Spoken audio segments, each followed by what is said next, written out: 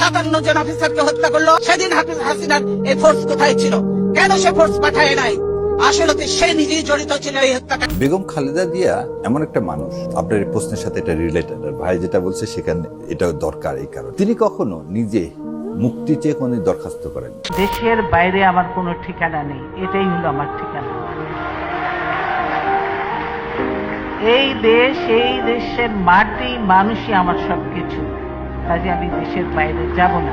তার ভাই বোনেরা দরখাস্ত করছে, ওনাকে দিয়ে কোনো দরখাস্ত করানো যায় না। উনি অসুস্থ একটা মানুষ। খালেদা জিয়া অসুস্থ, তাকে বিদেশে পাঠাও, আল্লাহদের আর শেষ নাই। তাকে ট্রিটমেন্ট না করিয়ে দিনের পর দিন আলিয়া মাদ্রাসায় নিয়ে যাওয়া হয়।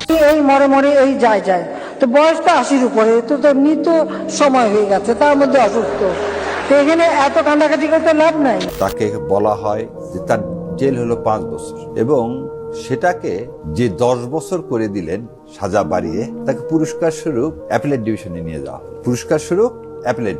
সো বেগম খালেদা জিয়া যখন মামলা হয়, আমার গ্রামের সিনিয়র এজে মোহাম্মদ আলী স্যার খুব করুণ কণ্ঠে বলেছে, এই যে বিচারের নামে যে অন্যায় করা হচ্ছে, অন্যায়টা কি এদেশ থেকে সমস্ত রাজনৈতিক কালচার, শিষ্টাচার এবং রাজনৈতিক উদ্দেশ্যে একটা মানুষকে আপনি যেভাবে দিনকে দিন তিলে তিলে মৃত্যুর দিকে ঠেলে দিচ্ছেন, এর বিচার একদিন হবে। যখন জিয়া রহমান ঘরে তুলতে চায়নি, প্রতিদিন তো আমাদের বাসায় যে কান্নাকাটি করতাম। 5 বছর থেকে 10 বছর করলেন, তাকে জেলে রাখলেন, তিনি সন্তান হারালেন, তারপরে কিন্তু তিনি এই দেশ ছেড়ে যায়নি। এবং বলা হয় তার লিভার সিরোসিস ছিল। তার লিভার নাকি পচে শেষ।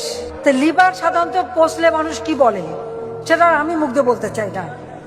কি খেলে তাড়াতাড়ি লিভার পচে সেটা তো সবাই জানে না। সো লিভার সিরোসিস এমন ওষুধ মানে জেলখানায় থাকা অবস্থায় দেওয়া হয়েছে যে ওষুধগুলো লিভার সিরোসিসের জন্য আরো ডেঞ্জারাস। তার মানে শেখ হাসিনা তাকে জেলখানায় খালি রাখছে শাস্তি দেওয়ার জন্য না, তাকে মৃত্যুর কোলে ঠেলে দেওয়ার জন্য। এবং এই বিষয়ে এখন পর্যন্ত ইনকোয়ারি হয়নি।